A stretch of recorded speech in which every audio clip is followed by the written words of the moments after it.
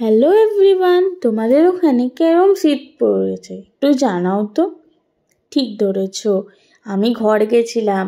আজকে বাইরে কোথাও ভিডিও করব না, ঘরেরই মায়ের বানানো একটা জিনিসের ভিডিও করব। মা জিজ্ঞেস করলো কি খেতে চাস, এতদিন পর ঘর এলি। আমি বললাম মা আমাকে না একটু মটরশুঁটি কচুরি বানিয়ে দেবে, এই শীতকালে তো খেতে হেভি লাগে গুড়ের সাথে। মা বলে হ্যাঁ নিশ্চয়ই বানিয়ে দেবো, বাট আমি তো কুলচার ময়দা মেখে রাখলাম, তো এখন কি করা যায় বলতো। যেই বলল, মায়ের মাথা থেকে একটা ভালো বুদ্ধি বার হলো। বললো আমরা মশালা কুলচা বানাবো, আর মশলাটা মটরশুঁটি হবে।